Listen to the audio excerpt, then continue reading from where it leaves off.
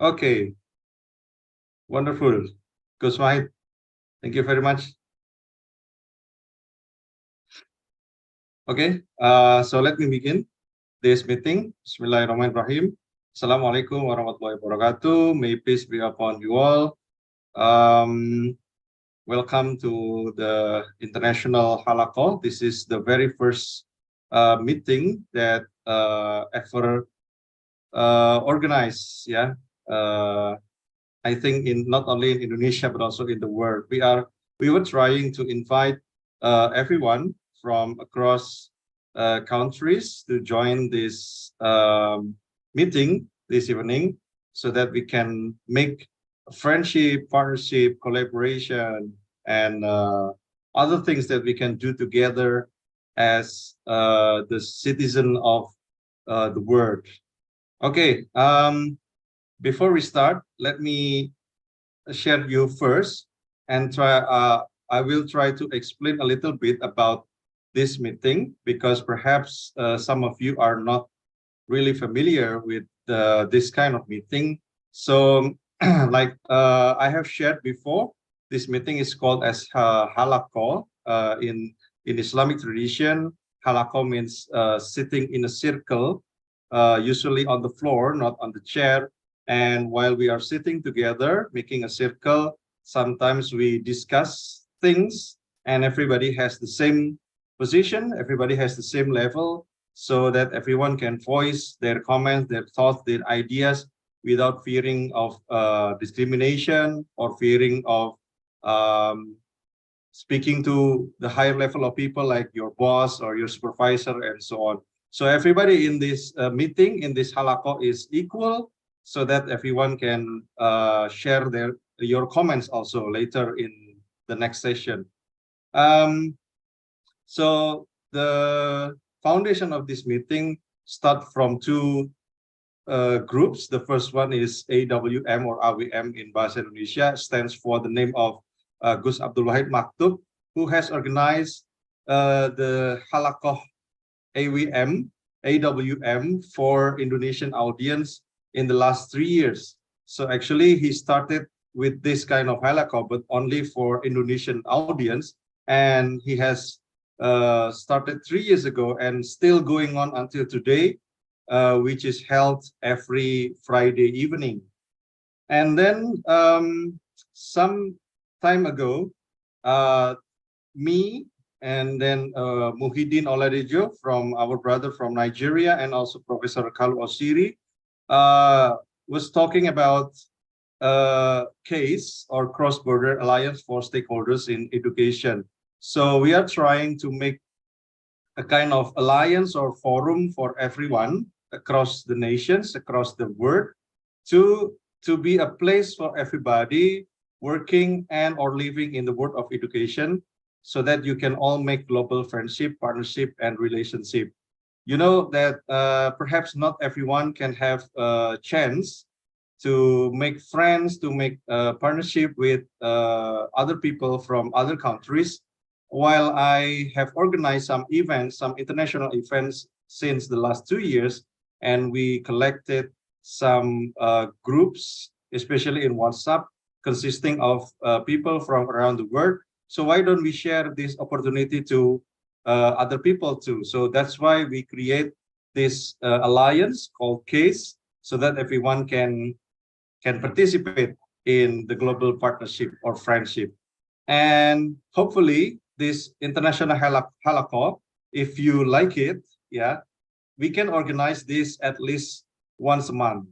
All right, hopefully, but it depends on you. If you support us, then we can organize this event at least once a month. So the program of this evening's meeting is, the first one is opening. I have opened it.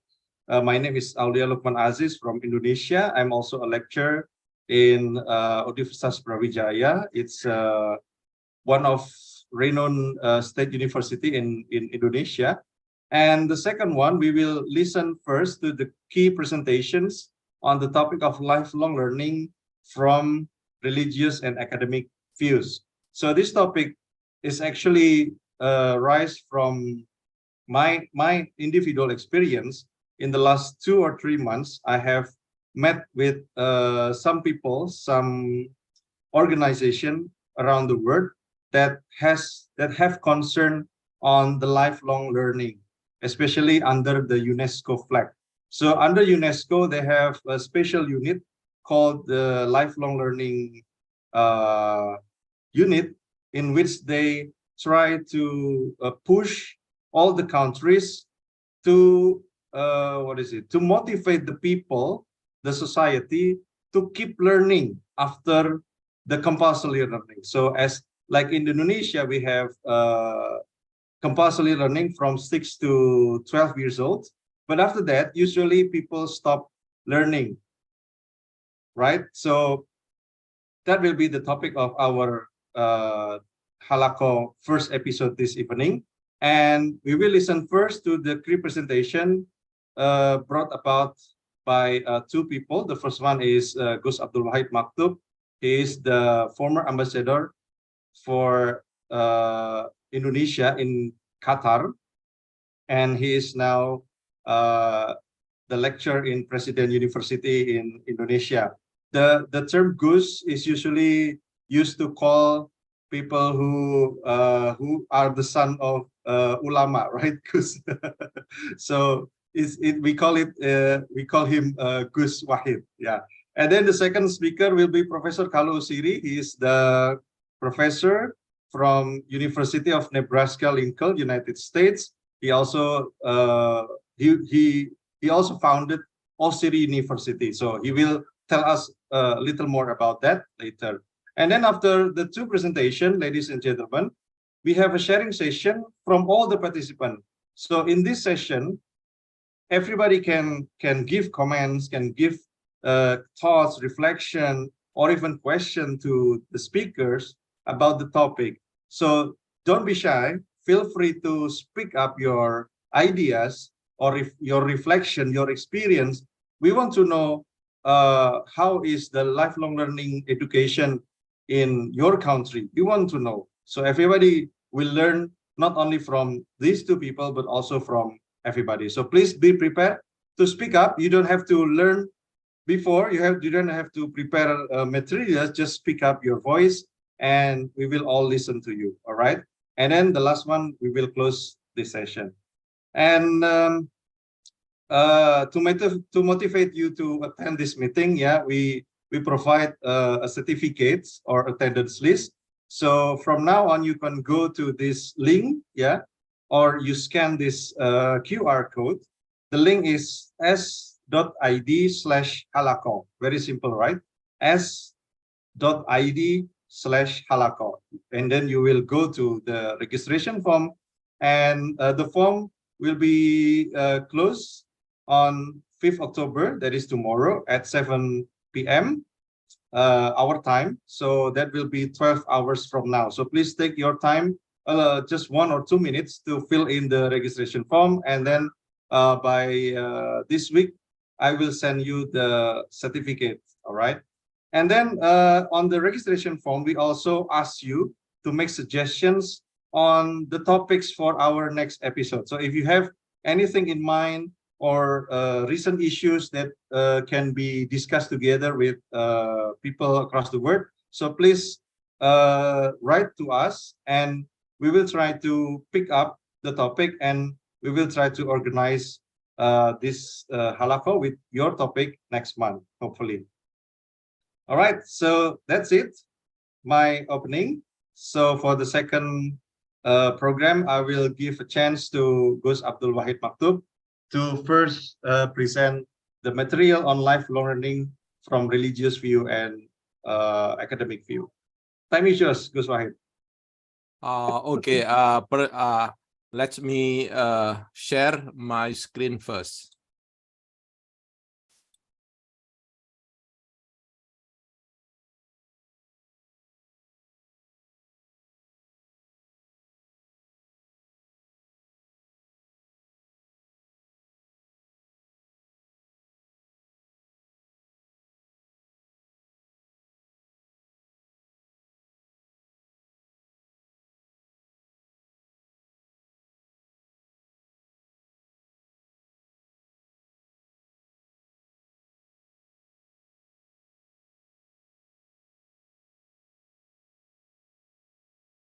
Okay. Assalamualaikum warahmatullahi wabarakatuh. Alhamdulillah rabbil alamin. Assalatu wassalamu ala asyrafil anbiya wal mursalin wa ala alihi washabihi ajma'in. Amma ba'du.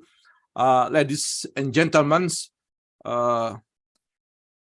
peace be upon you all, whether across the globe. And I'm sorry, hopefully you understand my English, because this is the first time I utilize my English for international webinar.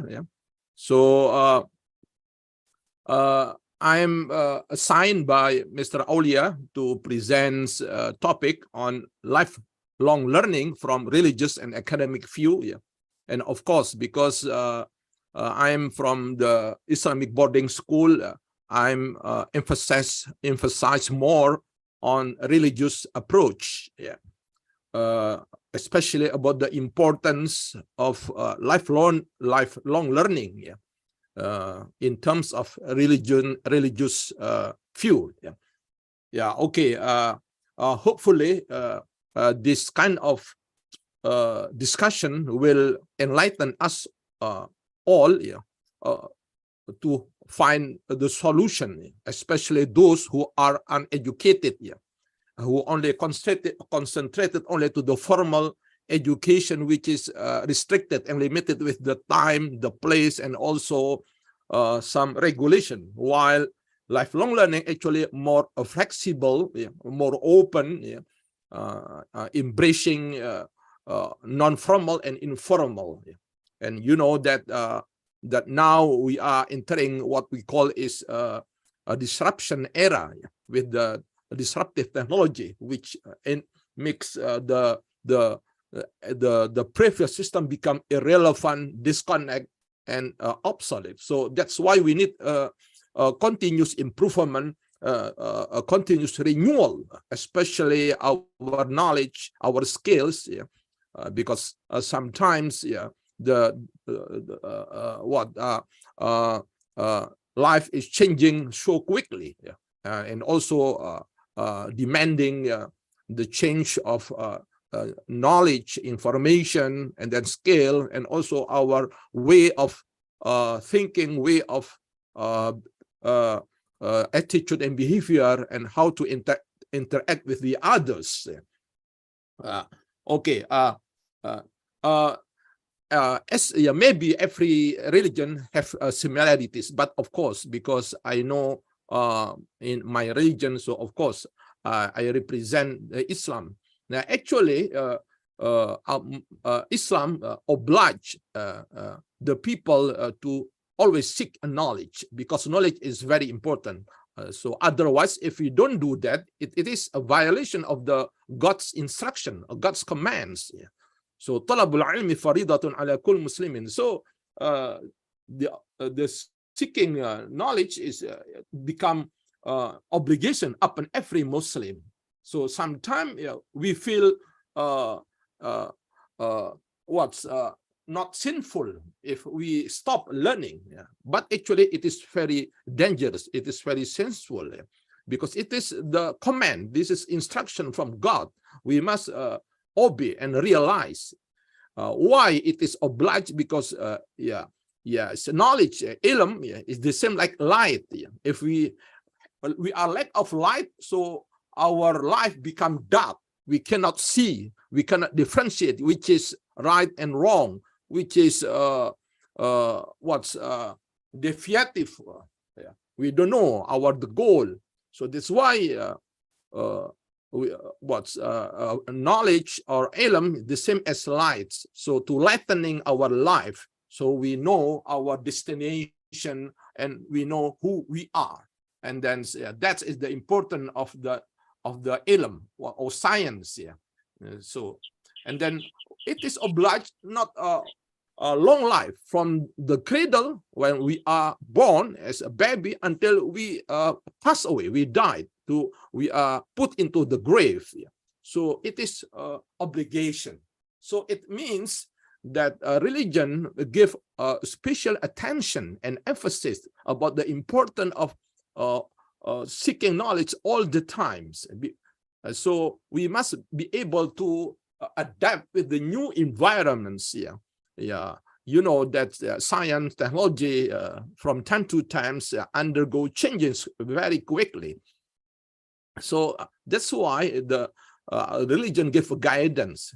Yeah. So if, for example, the people of religion understand the principle of religion, they will be living in the better way. Yeah, because with the knowledge we realize about our existence in the world and what we should do. This is the most important. We know ourselves, and also we know who is the creatures, because the knowledge, the comprehensive knowledge, teach us not to understand the mystery of life in the world, but also who in the hereafter. Yeah. So something mysterious. Yeah. So by knowledge we can disclose the mystery, and we become aware about life here, who is creating us and what for we are living in the world, something like that. Yeah. And then that's why so our religion teach us about the importance of living not only in the world but hereafter, and we are promised to be rewarded by paradise. So those who always have desire and strong motivation to seek knowledge all the time will be rewarded with reward to get a paradise with unlimited joy and amusement later, when we have another life after we died.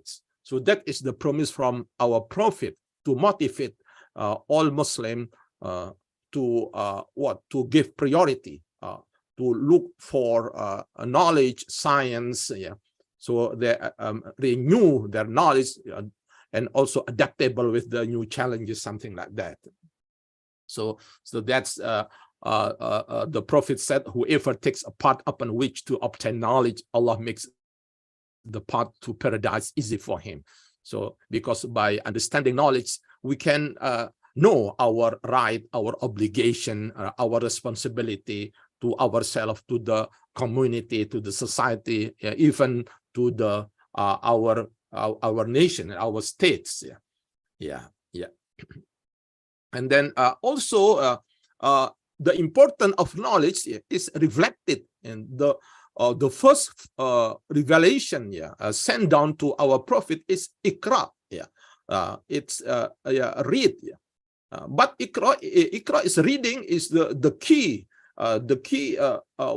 instrument for us to open the knowledge, open the science. So this is the basic things here. So we are not instructed to for the worship to God, no, but Iqra. So that is the first instruction by God, sent down to our prophet and to be conveyed to the humans. So it is the basic need of human is to read everything, not only to read the book, but to read ourselves, to read the phenomenon of a universe, but based on the creature. Read in the name of your Lord who created, because you know that the world is not created itself, no, but there is someone, there is some who have Almighty, have a power, the most powerful, who create. Who is that? That is the God, a Lord. Created the man from a cloth, and read our in your Lord is most honorable. So we thought with the right to writing, and then with we thought the knowledge we have not known before. So actually the source of science, the source of knowledge is from God. So if we know God, and then we will psychologically will inspire to develop our knowledge with the rational. So it means we cannot separate between spiritual and intellectual. So intellectual be based on spiritual, and also spiritual must be developed further into intellectual. So we cannot divide each other about the spiritual dimension, which is based on consciousness, consciousness and awareness about who is the God and how what is created by God is the universe. We must utilize for the benefit of humanity. Okay. So we also reminded by our religion that those who have knowledge and those who have not knowledge is a completely different. So that's why we are encouraged. Because if we have knowledge, we have certain better class, better position. It is clearly stated in our holy books. قل هل يستوي الذين يعلمون والذين يعلمون إنما يتذكر أولو الألباب. Ask them, are those who know equal to those who don't know? Yeah, only those endowed with understanding take heed. So that's why, if we get knowledge, then our position will be better. Because with the knowledge we have awareness about our obligation, our destination, and what we should do in the world and what we should do for the others, something like that. So it is clearly stated in the Al-Quran about the difference between those who have knowledge and those who does not have knowledge. It is a completely different, far different. So that's why every person is obliged to seek to all the time renew their knowledge to better and better, until we died, we reach the limit of life in the world. And also it is also mentioned in other revelation, the first in Al-Quran, that those who have knowledge and also spirituality will have a degree, class, upper. So this is all will raise those who believe among you and those who were given knowledge by many degrees. So there are many degrees, and God is all aware of what you do. So it is what encouraged us about awareness that we actually we are monitored. God monitored our action, our saying, our doing, everything. So that's why we must utilize our knowledge, because knowledge is endowed by God, is given by God. So we must be careful not misuse and utilize, abuse our knowledge for the benefit, which is a very disgrace the humanity or get not benefit to the people. So it is we are reminded our responsibility. Those who have knowledge must be responsible not to utilize killing others or maybe deceiving others. This is our warning from God. So that's why what is the actually what we must learn? We must learn to understand what is the most responsible, our utmost responsibility in our life. That is to worship, to worship God. Who is God? Sometimes because God is invisible, we cannot see. So that's why human cannot be led to look for the God itself without any intervention of God itself through their messengers and their prophets, something like that. And the prophet and messengers is sent down by God to explain, to introduce who is God and what is the reason, the motive why human is created in the world. It's just to worship, to make worship to God. To make a service to God. That's we must become the basics, the basic basis of our life. So that's why. And then we are also touched by the religion that the best of us, the people, are those who that bring most benefit, give useful to the rest of mankind. So that's why we cannot be like selfish and egoist. Because actually the function of religion is to be sensitive, to be aware about the existence of God and the existence of human. So that actually we are all brothers and sisters, even though we are coming from different, maybe a perception or a cultures, or as also clearly stated in Al-Quran, "Inna khalaqnakum min dhakarin wa untha wa ja'alnakum shu'uban wa qabaila lita'arafu." So actually we are created from male and female, and then tribe, and then nation. What for? There are so many differences in terms of a nation, in terms of the languages, in terms of the color of skin, something like that. But for what? Not to kill and to war each other, no, but to love, to know each other, to get acquainted each other, to collaborate.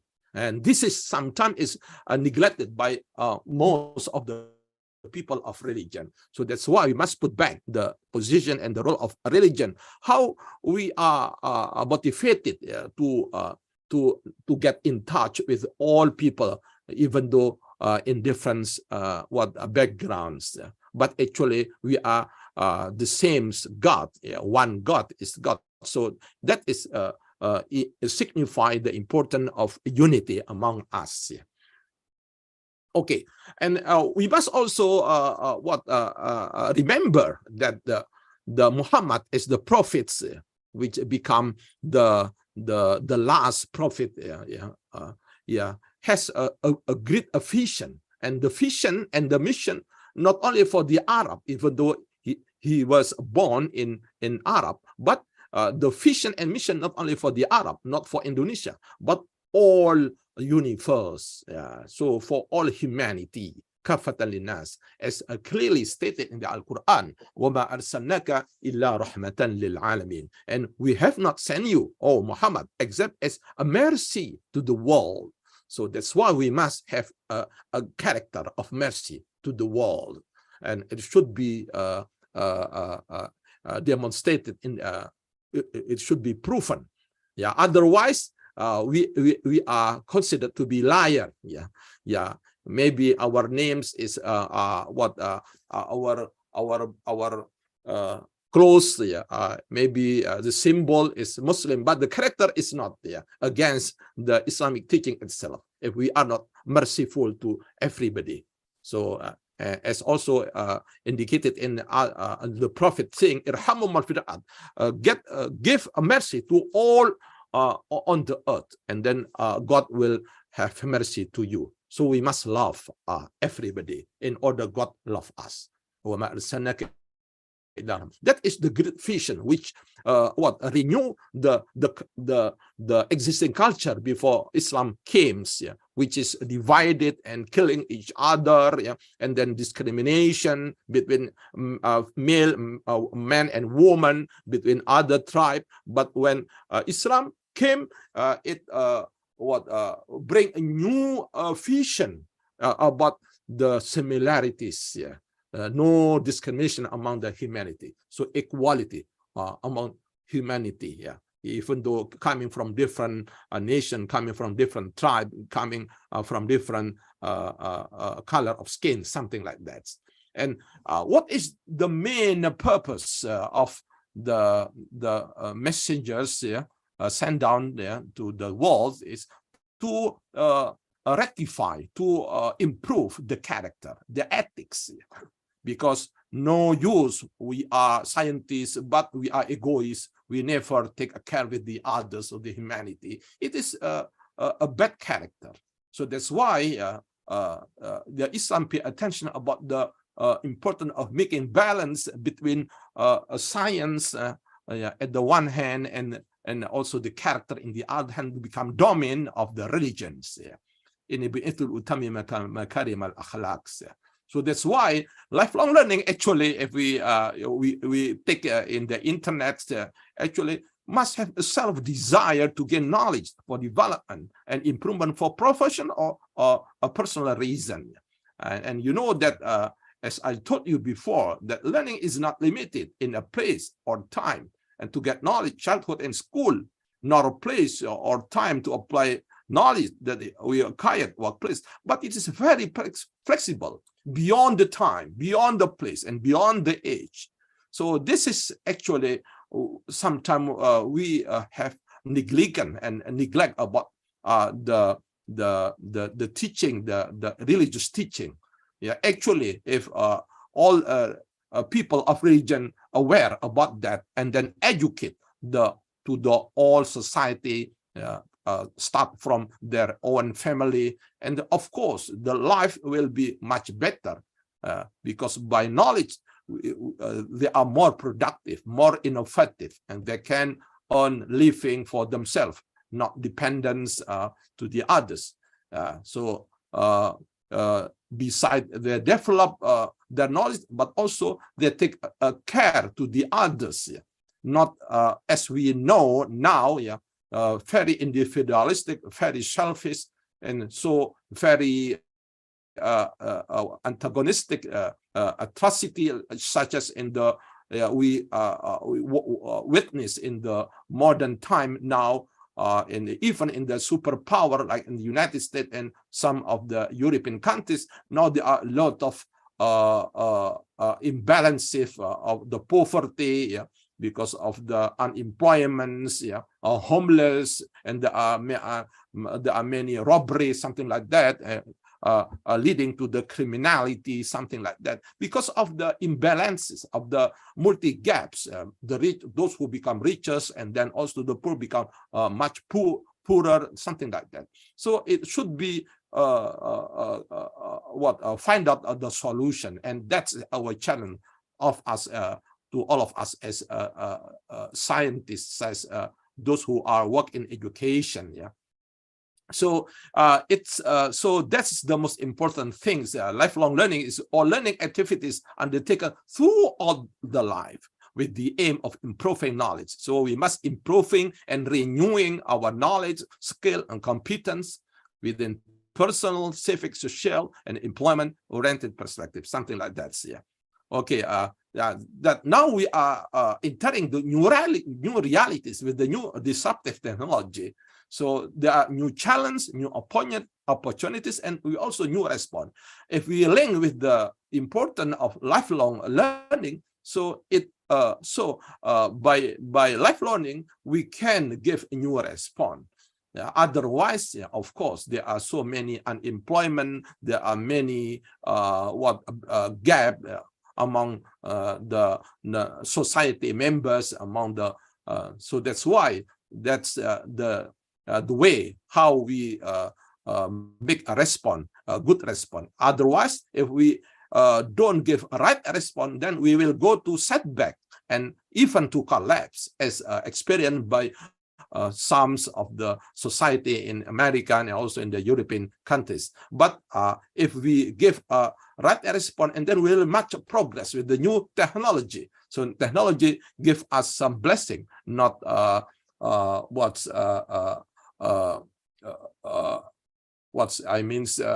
bencana, disaster. Yeah.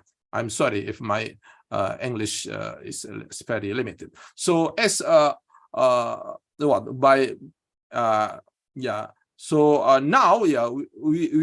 we realize that the world is changing and is characterized by the term of VUCA. Everything is volatile, it's easy to change, and everything become uncertain, become complex and ambiguous. So it's very hard to predict, to estimate. So makes the people sometimes relate and interact each other with misperception, misunderstanding, miscalculation. So there are some misunderstanding and miscommunication because the ambiguous, because too many variables emerge in our life. So sometimes and what is the solution?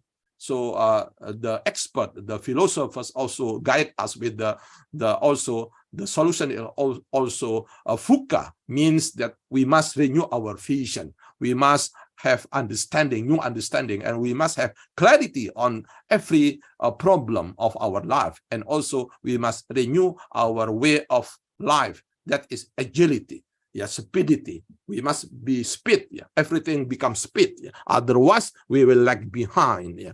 So that's why it also need and demand our long life learning, because everything is new. How can we master a new skill without continue and monitor, keep learning all the time?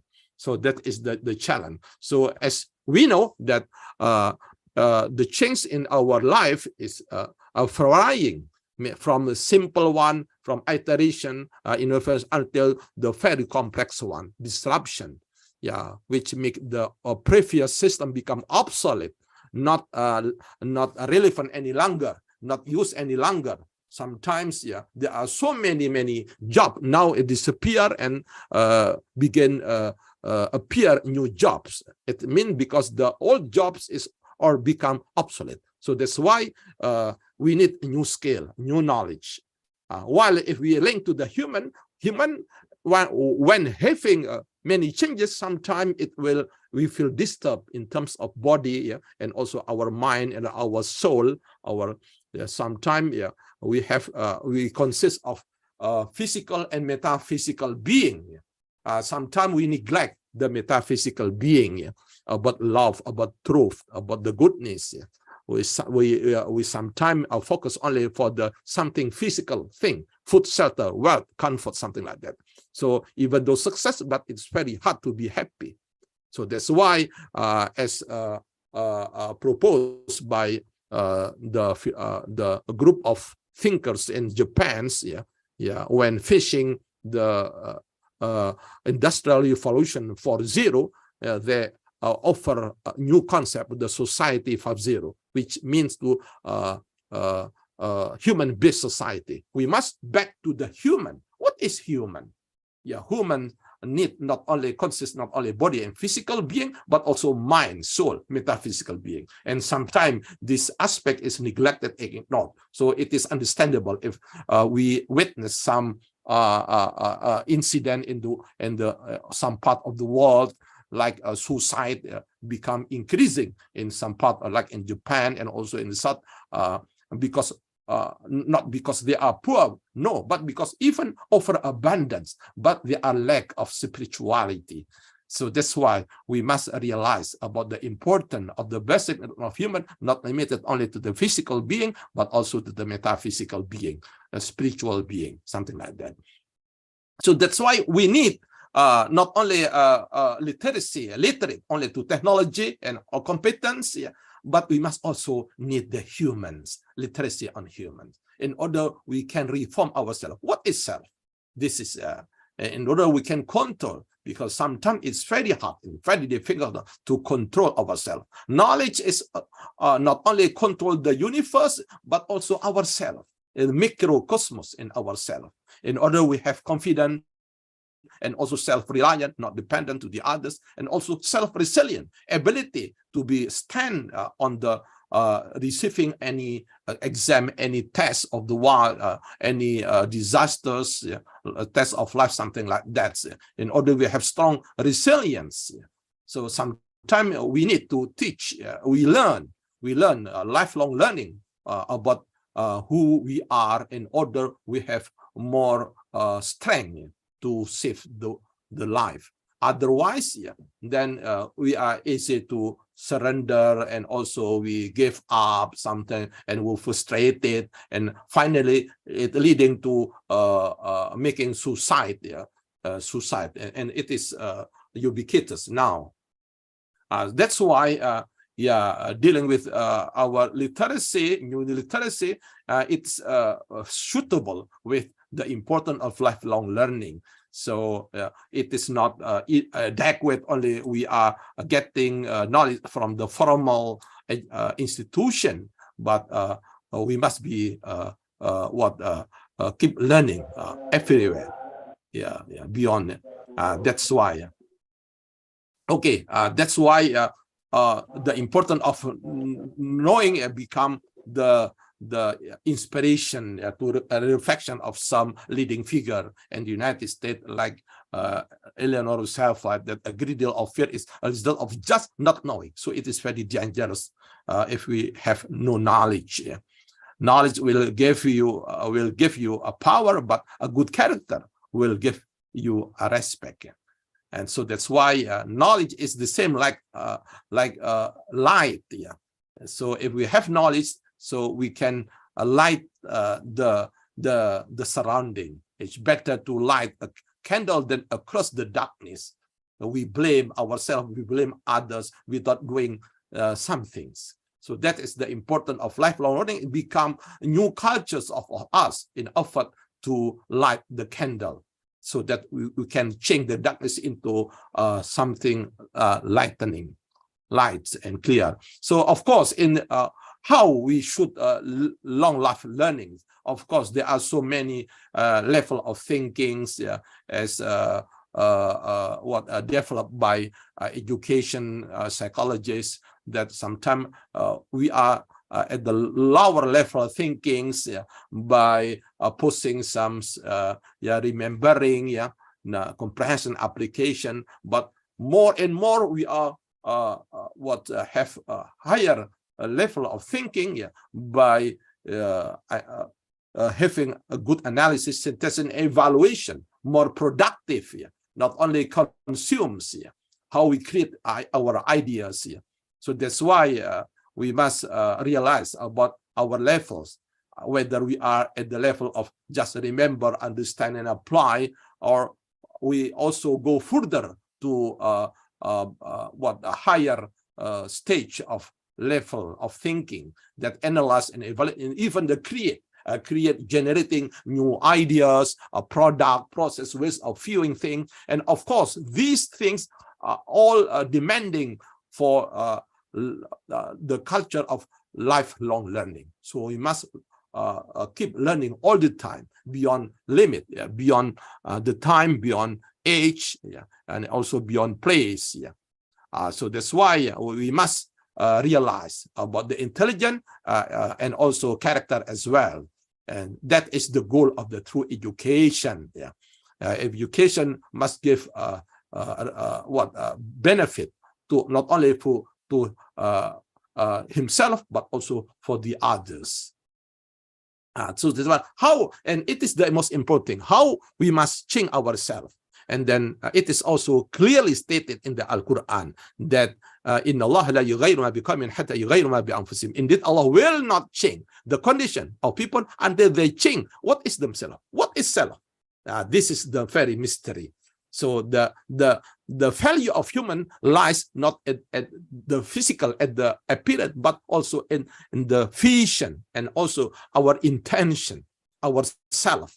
So that is in ourselves. There are two strengths, the powers who push us to something positive and push us to something negative.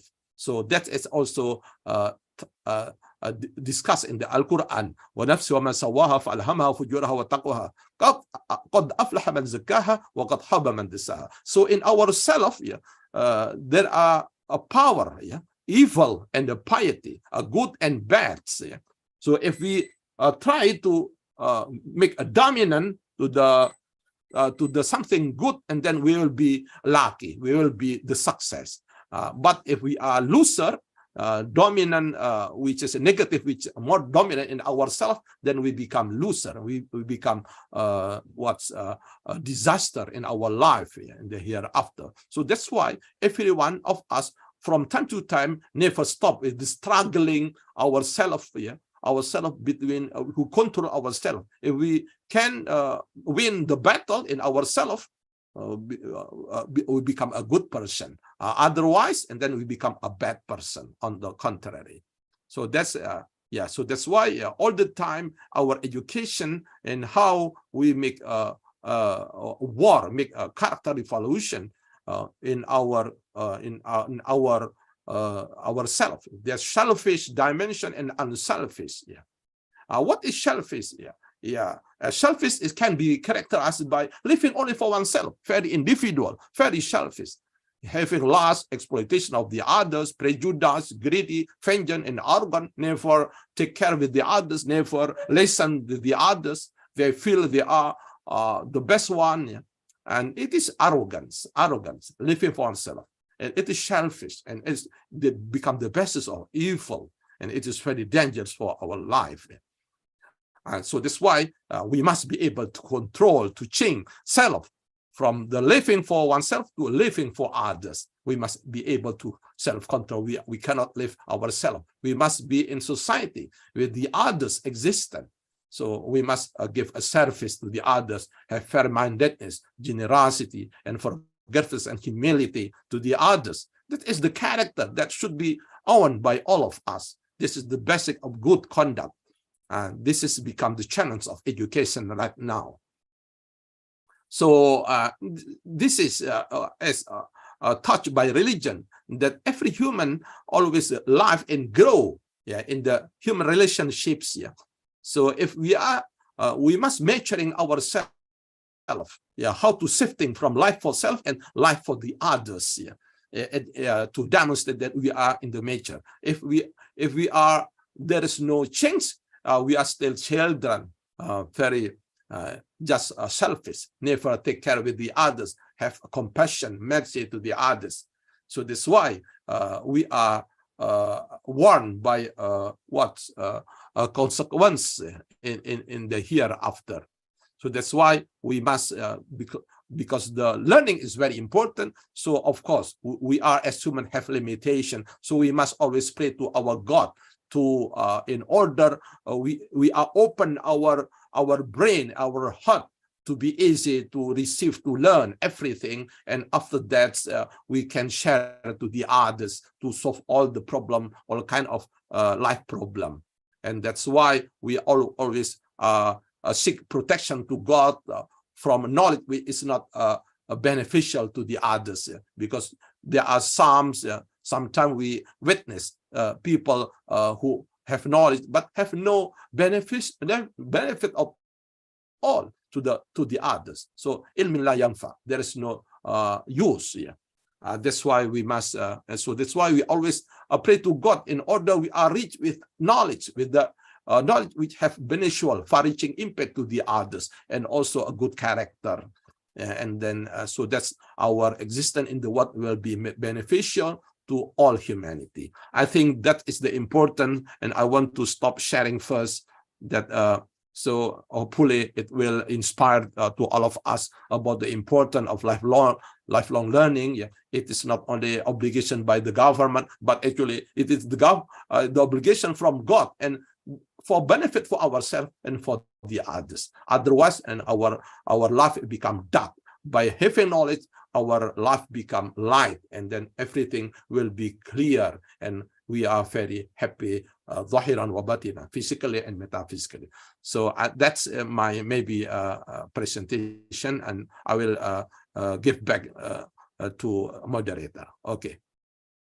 Okay. Thank you very much, Gus Wahid, for the wonderful presentation that enlightened us and give a kind of introductory before we discuss about the topic this evening. So I would like to once again welcome to all my brothers and sisters from around the world that have joined us to this meeting. So we have started with the first key presentation from Gus Abdul Wahid Maktub, who explained a little bit about lifelong learning from religious view, especially from the Islamic tradition. And once again, I remind you that you will have time to share your comments, your thoughts in this meeting. So this meeting is not dominated by only two or three people. Yeah, all of you have a chance to speak up your comments. It doesn't have to be very academic. It can be just a kind of reflection, self-reflection on the topic. Or if you have concern on how people should develop lifelong learning in their life, so please feel free to share later. I will call you, okay? Or you can simply click raise hand from the Zoom application below. So later I will give you a chance to speak up. So for now, let's listen to the second key presentation from Professor Carlo Ossiri. So he's a professor of practice in management at University of Nebraska-Lincoln, United States of America. He is also the founder of Ossiri university. So, Professor Osiri, Yeah, I'll give Chanta. time to you. Glad to see you again, sir. Hi. Thank you very much, my good brother, Aulia Lukman. Thank you for the great work which you are doing to bring us together, to share together here on this occasion. Thanks to everyone who has tuned in today.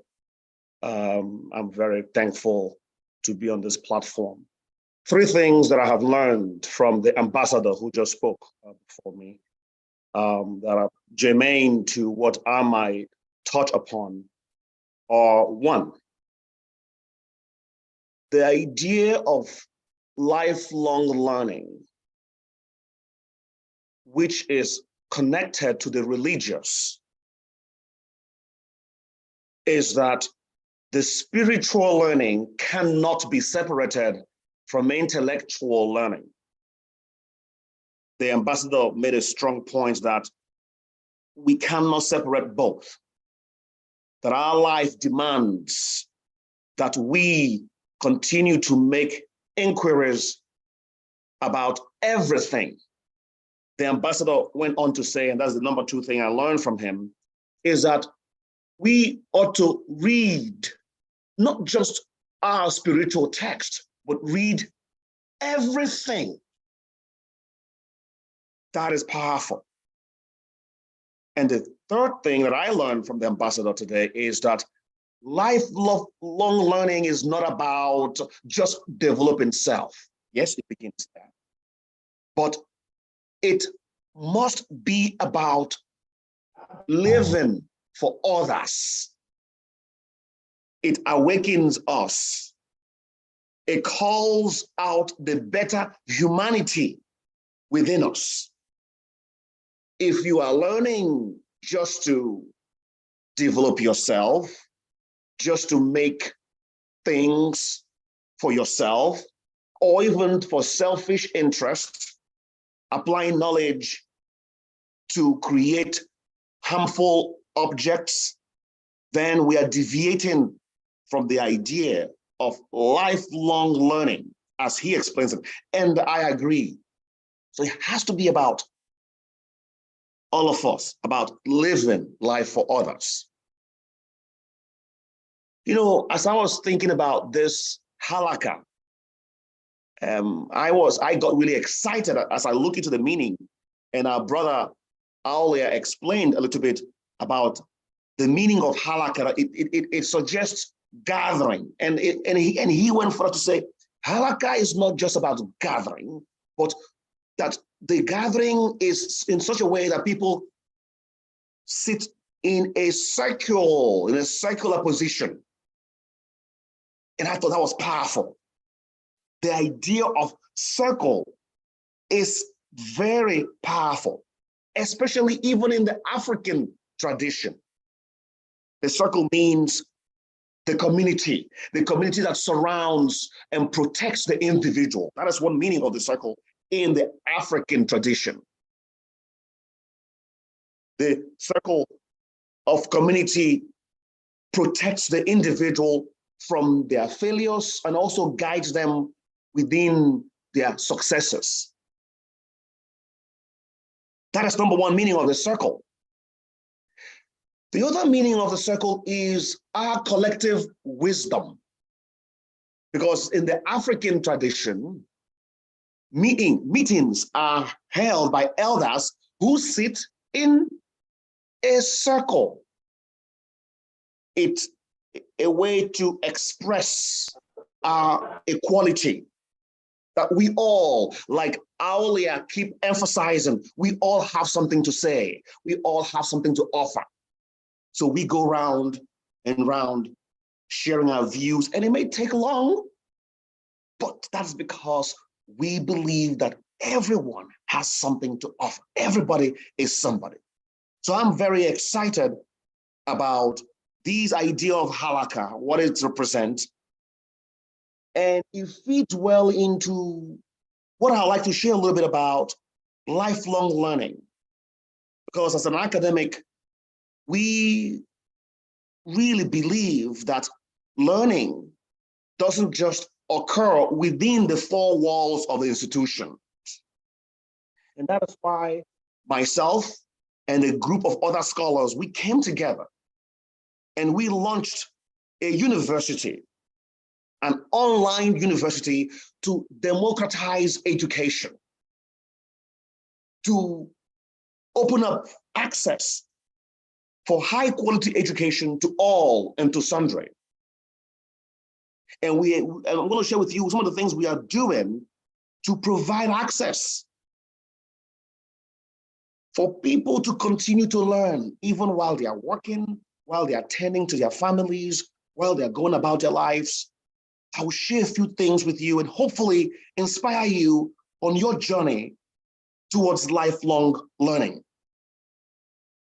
So I'm going to share my slides here in a minute, and please bear with me. And Brother Aulia, if you could see my slides, Yes. please just kind of wave your hand and let me know. Very, very Yes. nice. So we launched Osiri University. It's the world's first university based on Ubuntu philosophy.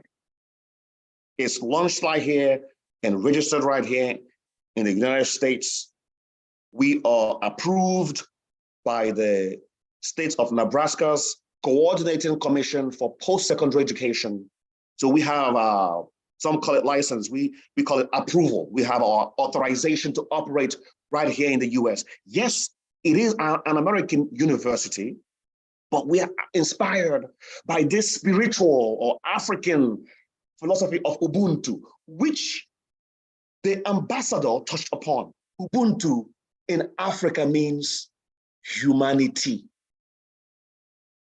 It means I am because we are. Back to the idea of the halakha. We sit around in circles because we derive our humanity from each other. If I uplift you, if I help you become more human, if I help solve the problem, I'm invariably helping my humanity. It says that we are linked, Ubuntu. And may I also add that we have been thinking about what our organization's structure will look like. The structure of our organization is such that we represent it also in a circular form, beginning with our elders, and then the management team within that concentric circle, and then the students in the middle. At our university, we believe that the students are the individuals who need protection, who need nurturing. They are the center of our, quote unquote, being for the university. So we protect them, we nurture them. But then those who are doing the nurturing, the instructors, the staff in the circles, those who are elders in the bigger circle, those they are seeing themselves as equals who are bringing intellectual prowess to the enterprise. So that is what we are doing at Osiri University. And we are offering value. Education is very valuable.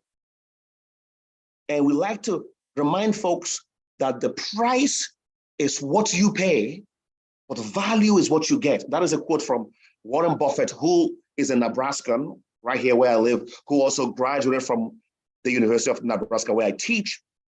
And we want to emphasize on the fact that value is what you get. You can get an Ivy League education today on the internet through the idea of lifelong learning. If you are curious enough, you can go on the internet and scour for information and educate yourself.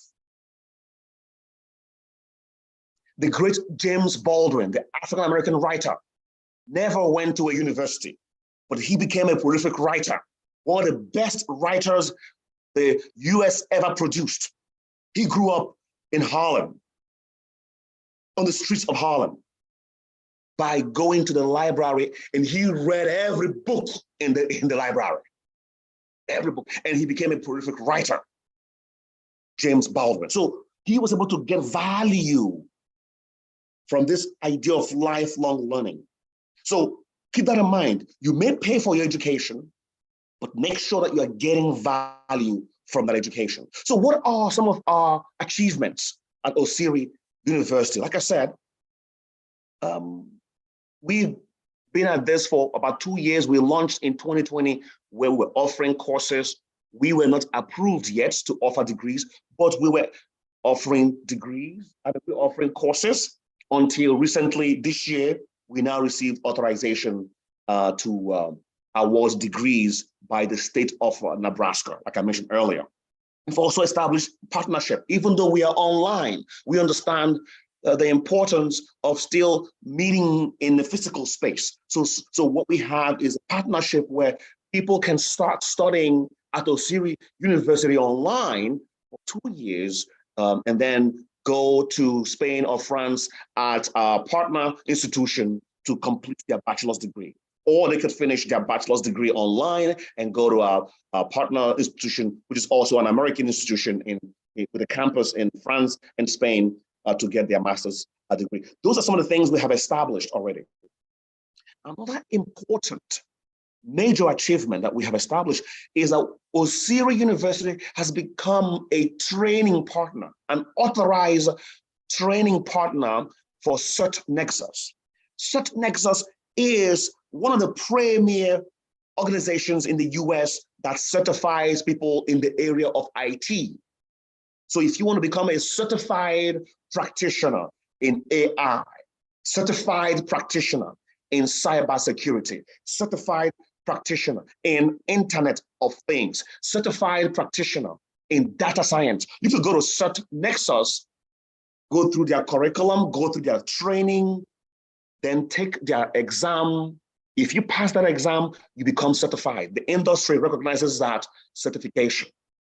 Now, Osiri University has become an authorized training partner, which means that when students take those courses I just mentioned, cybersecurity, AI, Internet of Things, data science, those are courses that we offer to students who are getting a bachelor's in business intelligence, or at the graduate level, Masters of Science in Data and Information Systems. If you take those courses, we are preparing you to go and sit for the CERT Nexus exam at the same time. So you can walk away with your bachelor's degree in business intelligence, walk away with your master's degree in data and information systems, and go sit for this exam and become certified in these areas. So we're very excited about this offering that we are giving the world in the spirit of Ubuntu, because we believe that lifelong learning, again, should be about service to humanity, and it should be relevant. Let me tell you a little bit about what really inspires us. What inspires us? Because at Osiri University, right now, as I'm speaking to you, we are waiving tuition. You pay zero tuition. Because when we say we want to democratize education, we want to provide access to education to all and sundry, we mean it. And it's hard to do, very hard to do. So we are, even in the US, where tuition can be about $25,000 a semester, we are democratizing education, saying zero tuition. And we said people can only pay what we call exam fees or assessment fees. That assessment fees basically boils down to about $100 per course or $250 per graduate course. So $100 for undergraduate, $250 for a graduate course. So at the end of the day, students will spend about maybe $4,000 in 3 years to earn a bachelor's degree, as opposed to spending $40,000 to $100,000 in 3 or 4 years to earn a bachelor's degree. They'll only spend $2,500 in exam fees or assessment fees to earn a master's degree. So that's what we are doing. Again, doing the hard work of really putting our mouth where our money is, or putting our money where our mouth is, and saying, look, we want to do this for humanity, for those who seek access to education. So how are we doing this? We are doing this by recruiting the best teachers who have passion for humanity. And here I share a quote from a great man who founded Tuskegee Institute, today's Tuskegee University. His name is Booker T. Washington. Booker T. Washington, an African-American who was born in slavery. He was born a slave. But when he was alive, he became a freed man. And he launched a university, well, back then an institute, Tuskegee Institute, which today is now called the Tuskegee University. And he recruited the best of the best. And one of those people that he recruited to come and teach at Tuskegee is a man called George Washington Carver, one of the best scientists in agriculture in that time, also an African-American. This is what he told George Washington Carver, one of the best back then. He told George Washington Carver in a letter inviting him to come and teach at Tuskegee, I cannot offer you money, position, or fame. The first two you have. The last, from the place you now occupy, you will no doubt achieve. These things I now ask you to give up. I offer you in their place hard work. I offer you work, hard work, the task of bringing a people from degradation, poverty, and waste to full humanity. That's a calling, my good brothers and sisters. This is an appeal, a letter he wrote to George Washington Carver, one of the best scientists in that time. He said, come and teach, give up your wealth, give up your position, but come and teach a people who need you desperately. Come and work hard to help a people from degradation, from poverty, from waste, and help bring them up to full humanity. Those are the kinds of teachers that we have. Bright, but who are willing to do what is hard to help humanity, to help a people. This is George Washington Carver. And this is the kind of man George Washington Carver is. Let me share George Washington Carver's philosophy of life. He said, how far you go in life depends on being tender to the young, compassionate to the aged, sympathetic with the striving and tolerant of the weak and strong. Because someday in your life, you will have been all these. This is the mindset of someone who has an inclusive mindset. Want to help the rich, the poor, the strong, the weak, the young, the aged. Come and learn. Come and drink from the fountain of knowledge. And that is who George Washington Carver. And therefore, he understands an approach to teaching, which is a human-centered approach, which is what we use at Osiri University. We put the needs of the students first. We want to understand what is the problem of the students, what are some of their challenges, not just in their personal lives, but also in their communities, and how can we use our education to address those? How can we help them connect what they are learning to their lives and to solve problems in their communities? What are the students' preferences? What is their vision? Is lifelong learning is not just about getting a degree. Yes, we are happy we are authorized to award degrees. We are happy, but if you get degrees and you cannot make an impact, like the ambassador said, if you cannot live life for others, then I'm sorry to say, you may have just wasted your talent and wasted your money. So we are very keen about understanding students' preferences, their visions of the world, and understanding how we can connect the materials to what they are trying to achieve in their lives. And that also it means looking at their experiences. Yes, they are learning from us, but we also need to do an audit of the student and look at their experiences, what they already know. Say, you already know this. How can we build upon what you already know? See, so that is our human-centered approach to learning. Here's a letter that I received from a student at the University of Nebraska, where I currently teach. And this letter for me sort of inspires me, and I use it to inspire others who come to teach for us, and people who come in my life, my friends, my family members, about really being engaged. I believe that teaching is a calling. It requires you to bring your full self, because learning, lifelong learning, I say, is what differentiates us from animals. That's what differentiates us. That's what makes us human. In many ways, there are things that makes us human, but lifelong learning, the idea of acquiring knowledge, building a library so we can keep learning, coming in a halakha so we can keep discussing. This idea of intellectual exchange is what distinguishes us, and it requires you bring your full being, bring your full self. So here's a letter that the students write. Professor Osiri, I just wanted to reach out and say how much I enjoyed your class. You are my favorite professor I've had in my 3 years at UNL. I felt like your class was one of the most enjoyable classes I've had as well.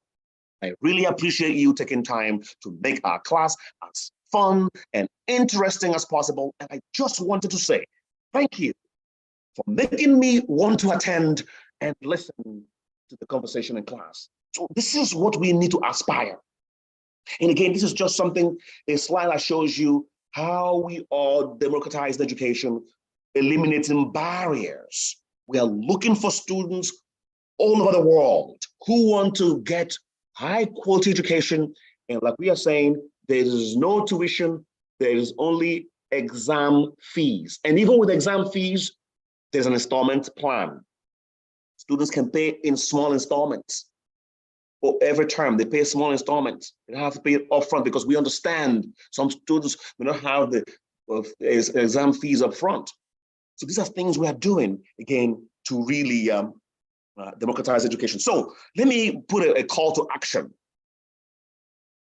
We are looking for industry partners, people who say, look, we love what you're doing at Osiri University, but we would also like to influence your curriculum. You may be in the area of finance, maybe in IT, and you see that certain topics are not taught in the industry. When you get students, they are lacking in certain skill sets. We can make sure that we beef up or improve our curriculum by taking into account the industry voice. So please reach out to us at Osiri University. We have an email, KAABO, at osiriuniversity.org. And tell us you want to be an industry partner, and we can work with you so we can improve our curriculum and even help your industry company as well. Maybe you want to also offer internships. That would be great. Number 2, you can also donate, maybe adopt a student, right? You can adopt an applicant. You say, look, I know a cousin or a nephew or a niece who needs a high quality education. Maybe they have finished high school, or maybe they already have a bachelor's degree. They need a master's degree, or maybe you want to sponsor them for a PhD, because we have a bachelor's degree, we have master's, we have PhD, all online. So maybe you want to adopt a student, somebody you know. You could say, hey, can you train this boy? Can you train this girl so they can earn their degree online? We welcome you to do that. It's also responding to the call of Ubuntu, seeing yourself in others. Because when you adopt somebody, when you try to help somebody, you're also helping yourself and humanity as a whole. So that's another call to action. Another call to action is, hey, donate a laptop. You could donate a laptop, right? Because again, it's all online, and some of the students in different parts of the world may not have a laptop. So we want to be able to send them a laptop, or you could give this laptop to somebody you are also sponsoring. And with that, I will end my talk today by saying thank you very much. And in the words of the ambassador, just remember that lifelong learning is truly about being open to different kinds of knowledge, being open to different kinds of materials. And I really wish you all, as you go on your journey for lifelong learning, you understand that you don't have to separate spirituality from intellectualism. The two can work together. Ubuntu. Thank you. Thank you very much. Very inspiring, your presentations. And I want to once again, thanks so much. And here I see my friend, Professor Uriel from Haifa University. Maybe you can enrich further our discussion today, Mr. Professor Uriel Mohon from Haifa University, Israel. Yeah. Okay, now turn is yours. Hello, everyone. Can you hear me? Yes, very clear. Go ahead, Professor. So first of all, I wish to extend my greetings from Haifa, a northern city in Israel, which hopefully one day all of you will be able to come and visit when perhaps the atmosphere will improve and the countries will be able to exchange gestures of hospitality.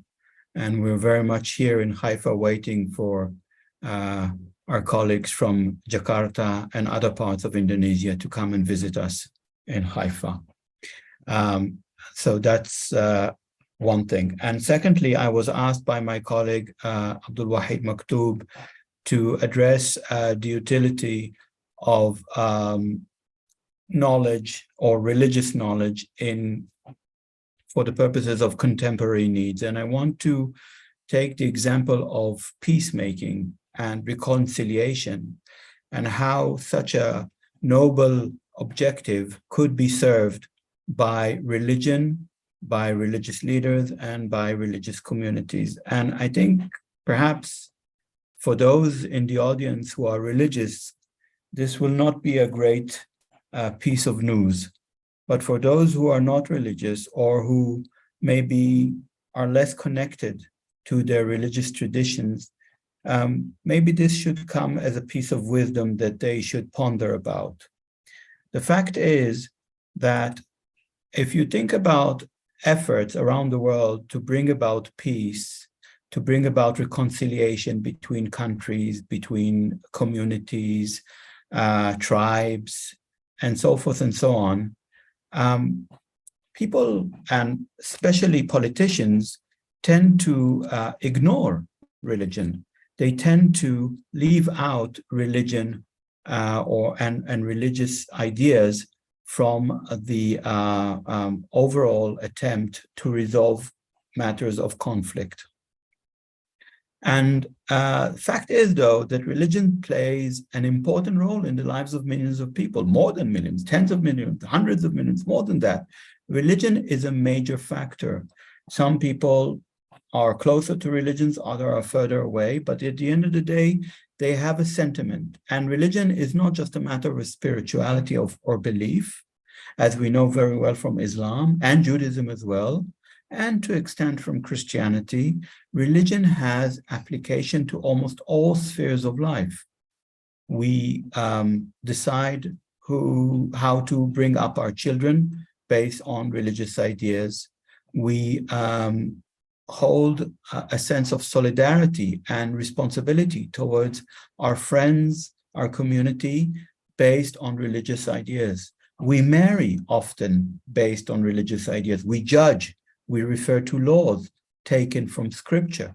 So religion really has application to almost all aspects of our lives, and we need to find a way to make use of it, to build on it, when we seek to achieve peace and social justice.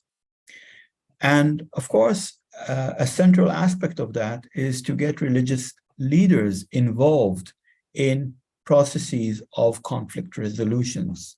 However, in order for religious leaders to be effective in moments of conflict and to be able to work with politicians and other people who are engaged in conflict resolution, religious leaders need to develop a theology of peace. A theology is really not just a set of ideas, but also a language of ideas that draws from religious traditions and highlights certain values that feed into the process of conflict resolution and peacemaking. This theology can later feed into the instrumental role of religious leaders and religious communities in mobilizing change. By the way, not just in peacemaking, in almost any field of social change that we want to achieve. So my point is that religious leaders can play a significant role, and they can do so by harnessing their knowledge, by harnessing their experience for the sake of peacemaking and conflict resolutions. I'll give you a few examples. For instance, they can use their influence and moral authorities within their respective communities to guide and to serve as spiritual advisors, offer ethical principles and values that can inform discussions on justice, forgiveness, and reconciliation. They can also facilitate dialogue and mediate between conflicting parties. Because they are trusted figures, because of their unique position of neutrality, this puts them in a position to bridge divides, to foster understanding, to facilitate reconciliation. They can promote a culture of forgiveness, empathy, and dialogue that can contribute to healing and societal transformation.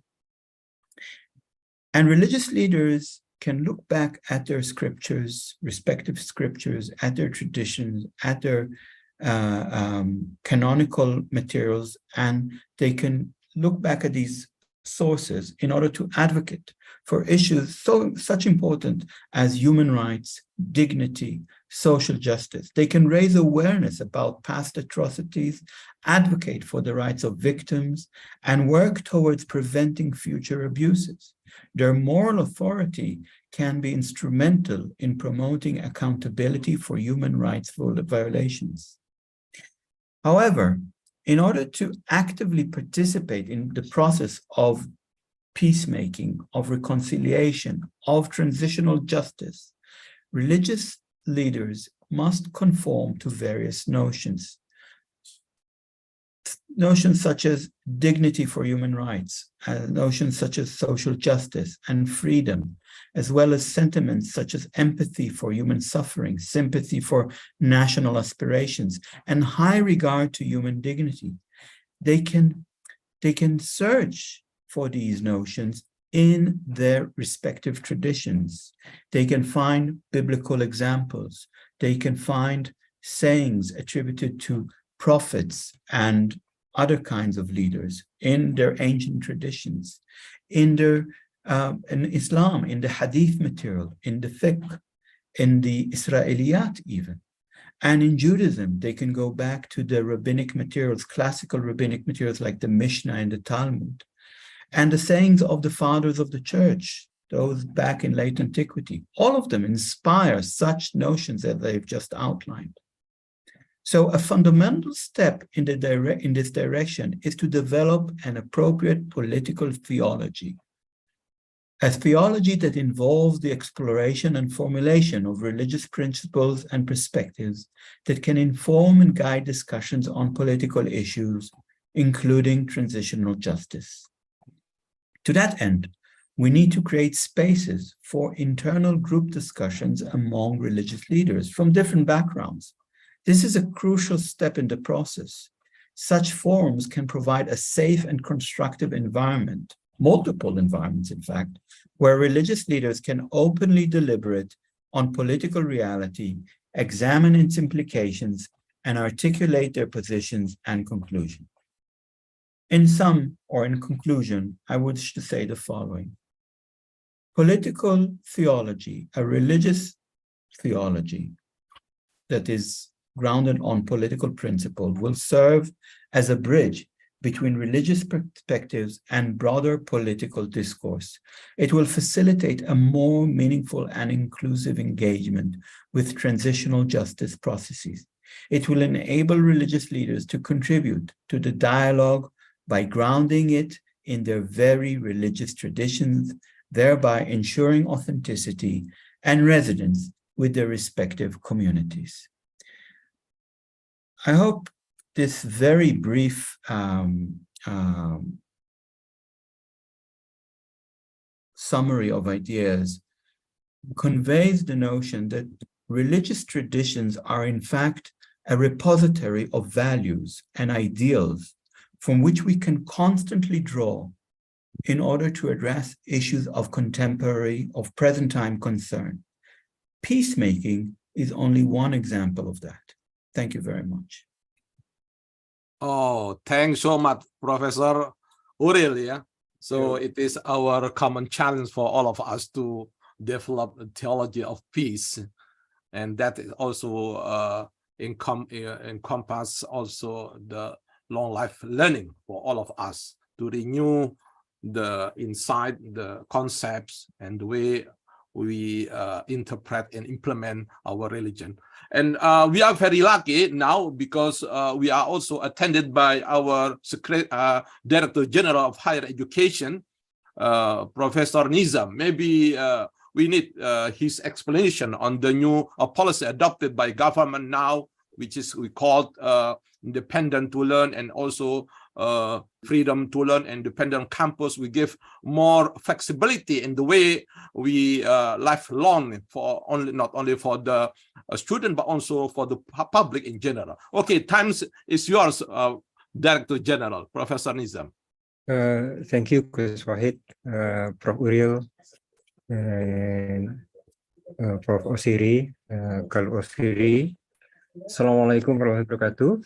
Very good evening to all of you, or good morning in Israel and also in Africa. I'm honored to join this evening halaqah on lifelong learning. Actually, I'm not ready with the presentations on the new policy, but I would just want to emphasize the lifelong learning from the perspective of the first verse that was revealed to Prophet Muhammad, peace be upon him. Al-Alaq, I think, is the most important or most beautiful verse in which the importance of lifelong learning is revealed. Please allow me to just share the tafsir of Al-Alaq, especially the first 5 verse. Bismillahirrahmanirrahim. Iqra bismi rabbika alladhi khalaq. This is really very interesting and very important things that we, very beautiful thing that we have from the Quran, where the first verse is not asking people to pray or asking people, human, to do things or not doing things, but instead it's us people, oblige people to read, to recite. And what is also very important in this verse is that not just recite, but recite in the name of your Lord, who created, so the creator. So this brings the notions, the basic principles of human as humanity, as being that has been created. Also, at the same time, it's also emphasis Prof. Uriel discussion earlier. That is humanity, that every people are born equal, and they are all created or by the Creator. So this very first ayah that was sent down to the Prophet Muhammad really, in a very short and concise way, present all those in just one word. So it's obligatory for human to recite, to read, to learn, to observe and reflect on things based on the perception that we are all created. So we are created by the Supreme Being, by Allah subhanahu wa ta'ala. Khalaqal insana min alaq. This is also very interesting thing. It reminds us that we just start from cells. Nothing. Just a cloud of. So this will make us as we are meaningless. We are nothing. Before we are given the gift, the biggest gift to human being is the ability to learn, the ability to read in the very broad sense. Because Prophet Muhammad was illiterate, could not read. So the instruction to read means we are instructed to learn, to give meaning to our life, to give meaning to this, to the world that we are live in. And this second ayah emphasizes that we are nothing without the capacity to learn. And that's why it is very important for human to learn and recite in your Lord most generous. This is also very, very beautiful that we are given the capacity to learn. Those are because of the generosity of the Creator of Allah to give us human a special positions in this world, ability to give meaning to things, to all that has been created, to this world and to ourselves. We start by learning ourselves who we are, where we come from, and then to look at the rest, the world that we are living in. So this also very beautiful and give the essence of lifelong learning. There are just so many things because the generosity of the Lord, there are just so many things that no single human can really apprehend and learn and have the knowledge of this created world.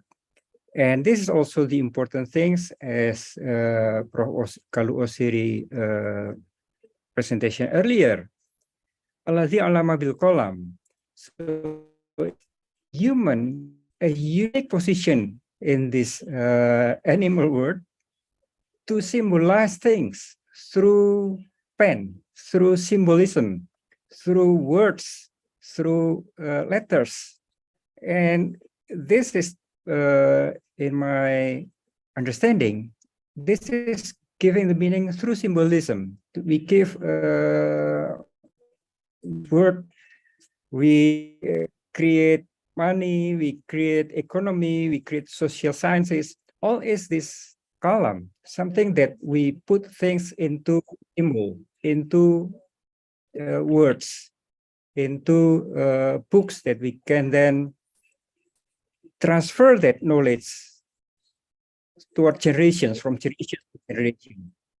So this is also very beautiful and emphasize the lifelong learning. Why we should human being develop letters, develop books, write books? Because we want to transcend, to transfer what we already know to the next generations. So this is also the essence of the lifelong learning.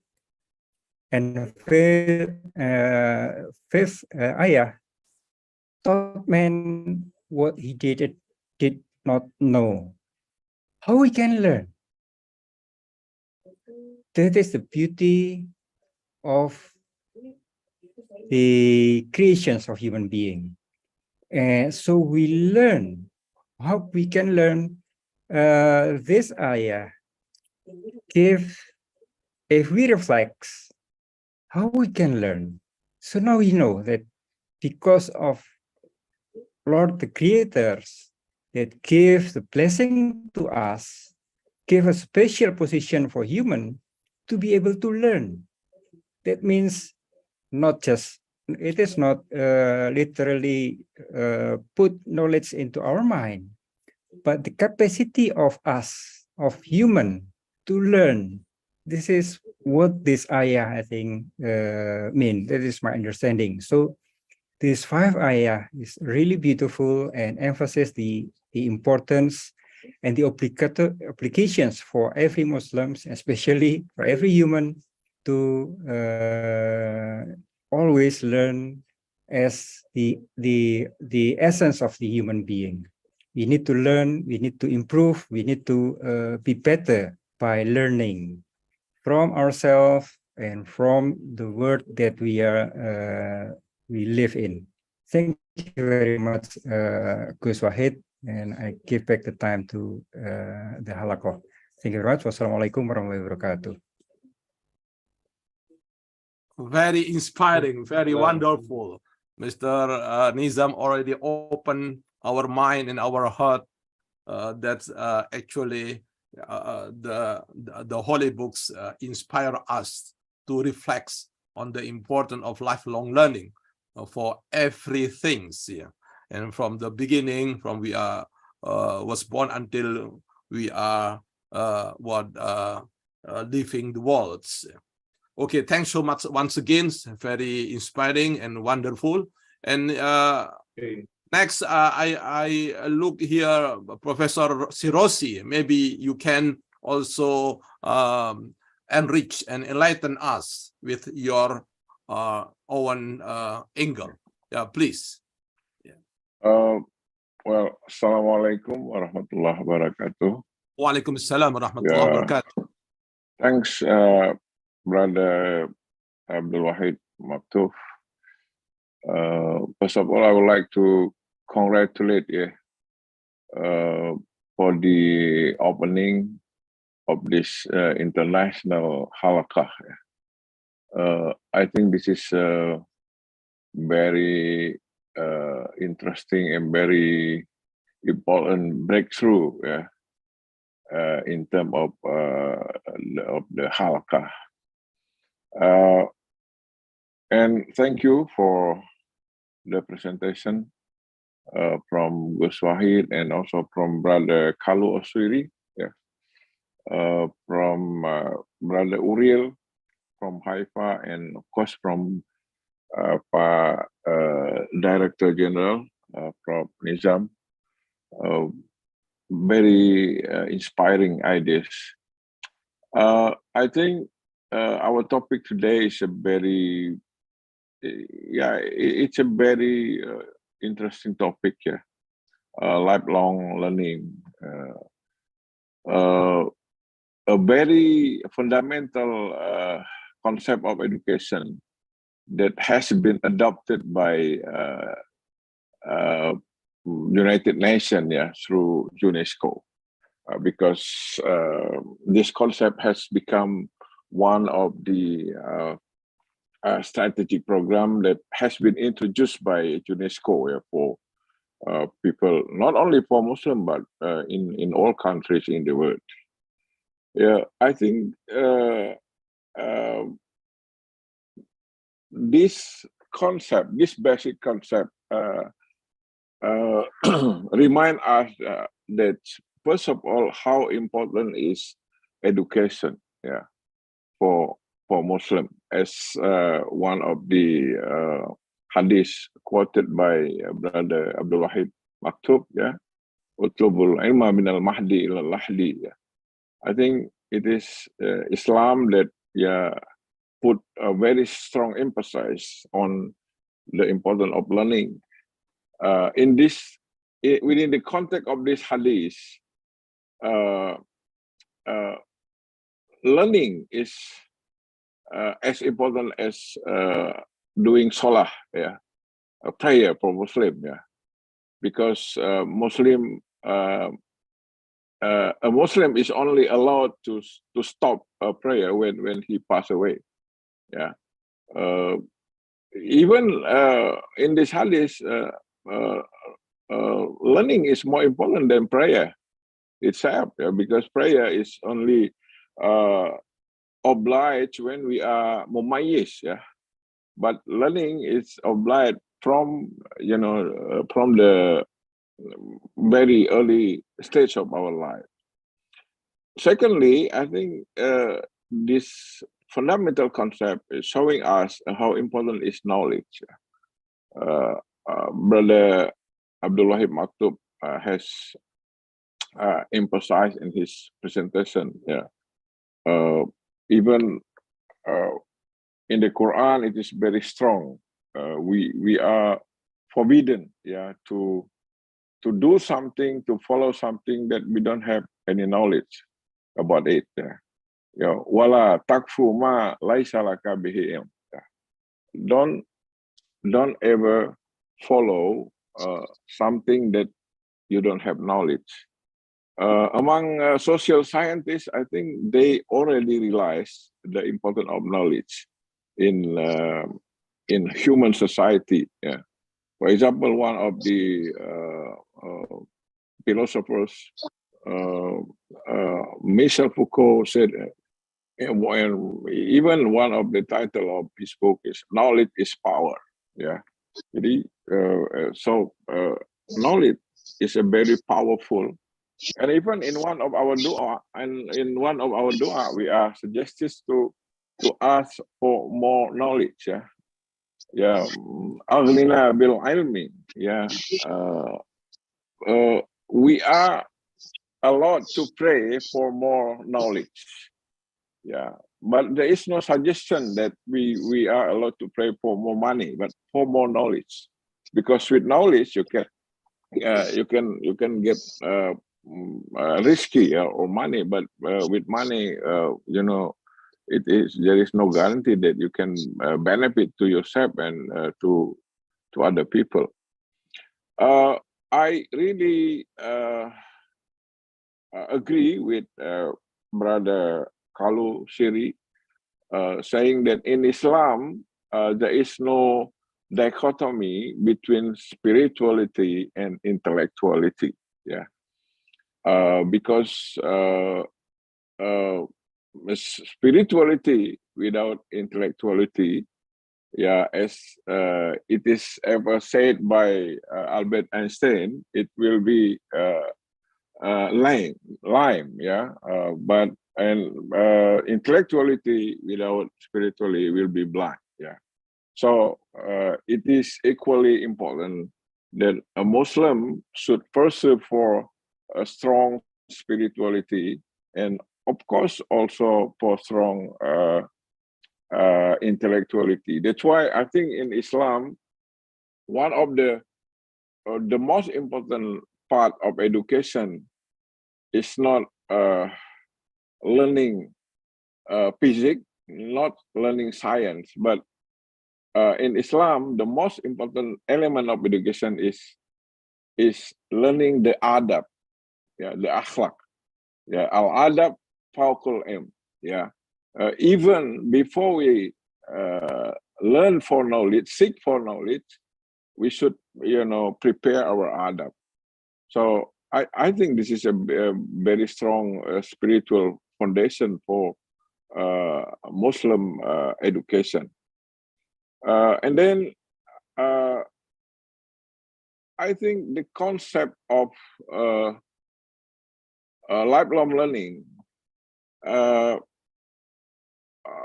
it is very important, but it has not been implemented well, I think, in many Muslim countries. I don't know, maybe Prof. Nizam can explain, because with this concept, the facilitation, the policies for education should not be limited to a certain level or stage of education. It should not be limited to formal education only, but it should also be, provided for informal and non-formal education. As a matter of fact, in Indonesia, when someone is retired, he stopped learning. Yeah. So, well, of course, it can be because of personal reason, but I think another reason because there is no facilities. There is no program for a retired person, for elderly person to learn. Yeah. In many Western countries, in their universities, I think they do provide senior education for senior citizens. Yeah. So if we walk around campus, we will find some elderly people, who stay in cafeteria around campus.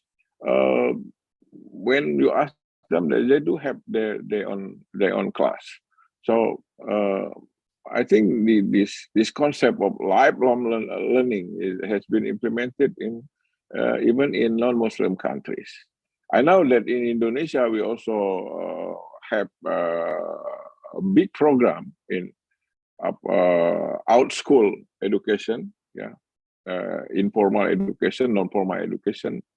But to what extent this non-school program has been beneficial for people has been openly accessed by people. I think that where we need to strengthen the program and the policy. And the last thing I want to say, I think, is that with this concept of lifelong education, it is very clear that education is timeless. Yeah, there is no time limit for education. Within this context, I think Muslim education should be visionary. Yes, should be future oriented. In one hadith, the Prophet remind us that you should educate your children for their future, not for your time. So I think this is one of the challenge for education, for our education, how to prepare our children to be able to live their future, not live for our time. So of course, it is a need of very visionary policies and program for our education. So what has been discussed today, yeah, for modern education has been actually stated very clearly in the very basic concept of Islamic education, especially related to the concept of lifelong education. I think that's what I can share. Again, congratulations for this international halakah, and thanks for sharing the knowledge, yeah, from Pak Dirjen, from Brother Kalu, and also from Brother Uril. Of course, for the great presentation from Brother Abdul Wahid Maktub. Thank you very much. Assalamualaikum warahmatullahi wabarakatuh. Waalaikumsalam warahmatullahi wabarakatuh. Very wonderful. And then I see some of the participants raise his hand. Professor Andi, okay, please. Yeah. Ya, Assalamualaikum warahmatullahi wabarakatuh. Waalaikumsalam warahmatullahi wabarakatuh. Yeah, everybody, very interesting, Professor Gus Wahid, for the international halakah.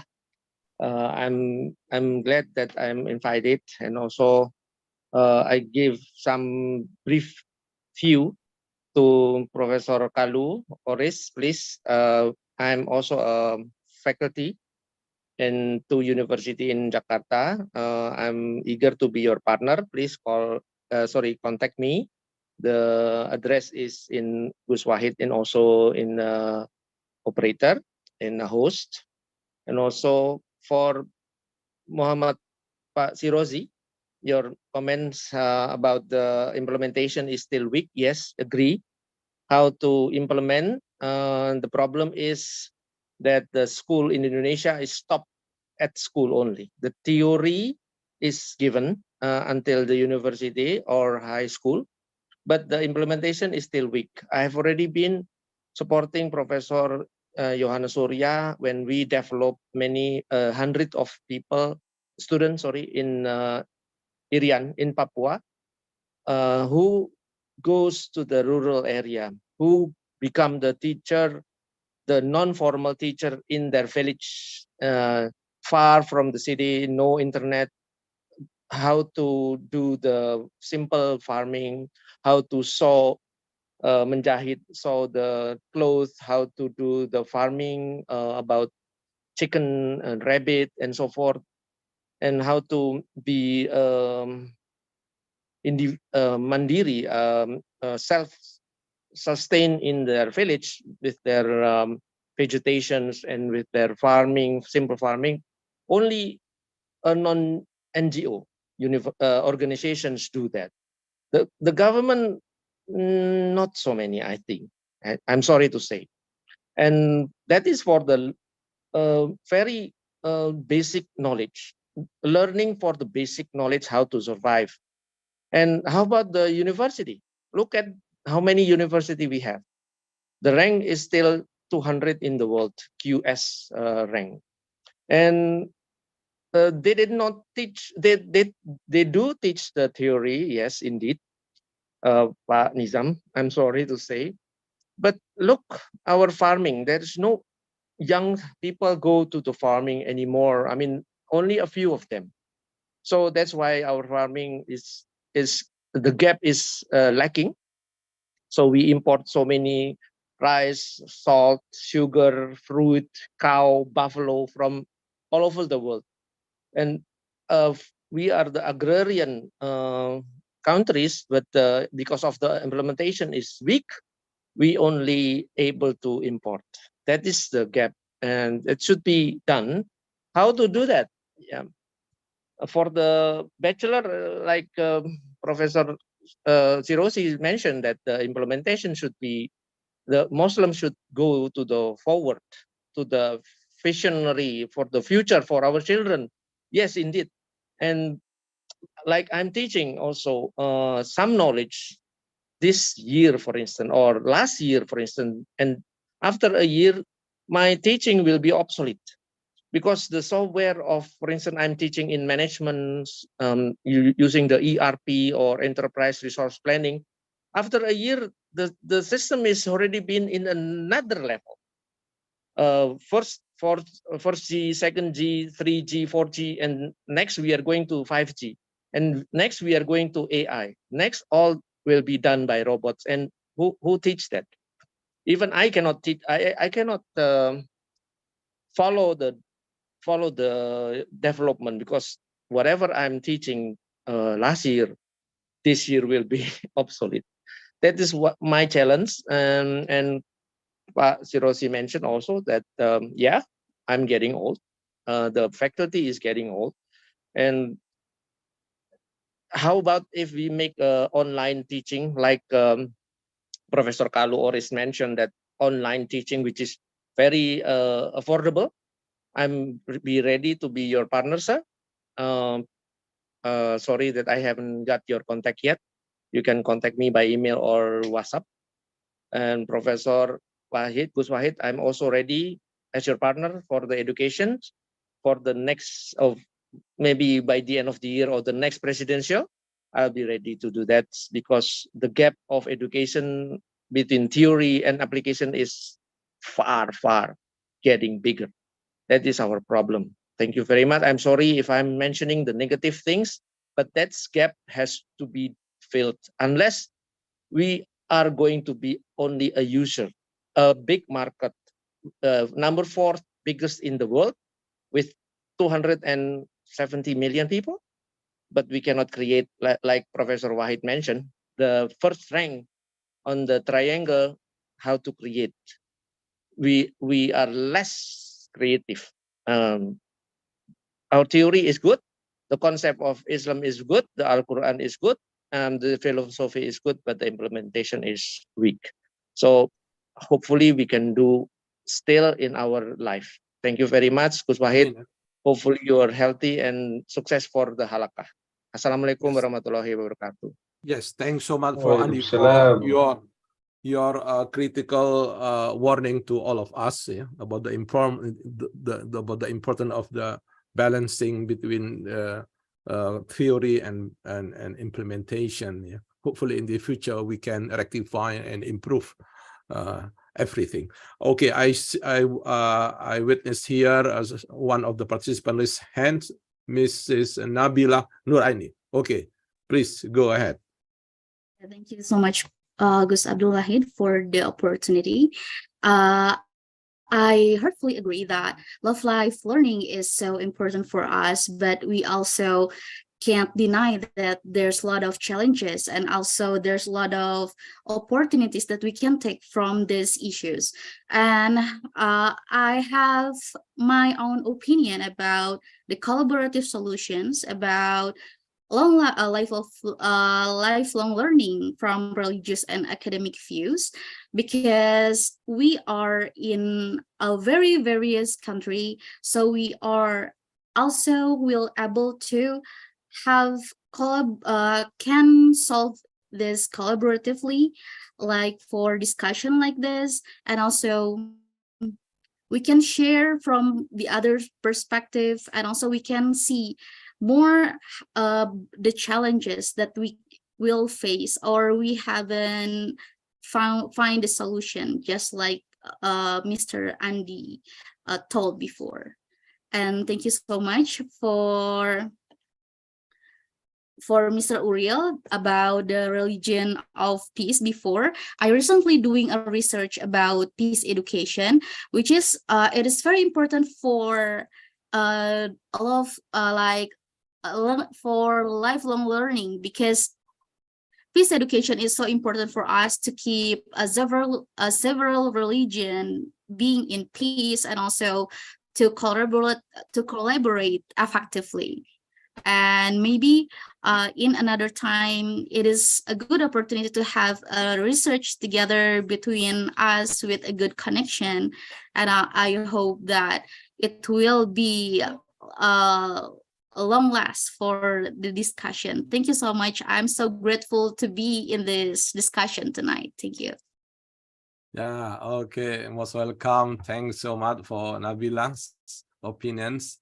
And once again, we thanks a lot for all participants. Yeah, and of course, I need your further suggestion and criticism how we can improve this international halaqah, because we realize that there are many challenges ahead, but the most important things, we have strong desire to be together, because we believe that together we stand. And yes, so if we are united, so we are very strong, but if we are divided, we are weak.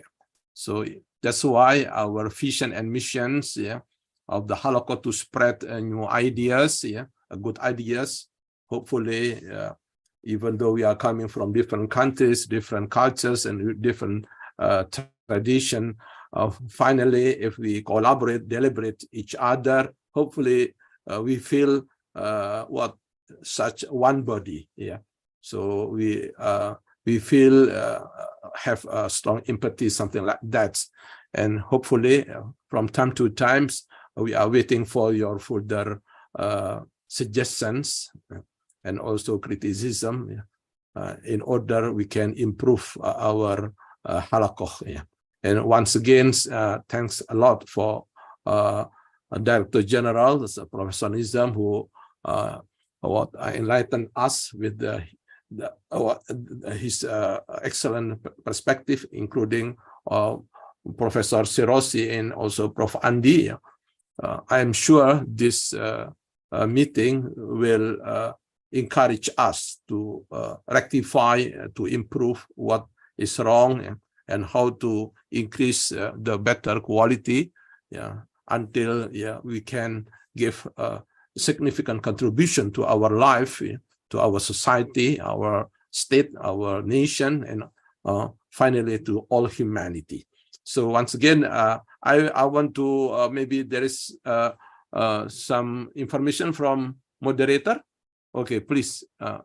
Okay, thank you, Gus Wahid. Since it's already 9 p.m. in Indonesia, so I guess we have to close this meeting tonight.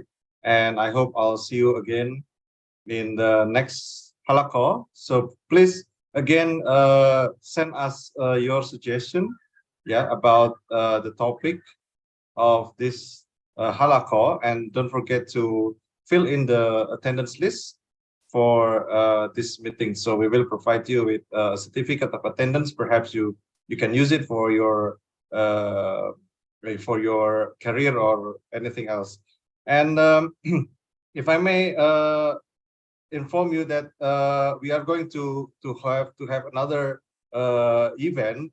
It's an international seminar in community empowerment 2023. It's on Friday, 3rd November 2023. So I will share this information later in our WhatsApp group and all the WhatsApp groups. So please feel free to join if you want to present your the result of your community services. So please do the register to this event.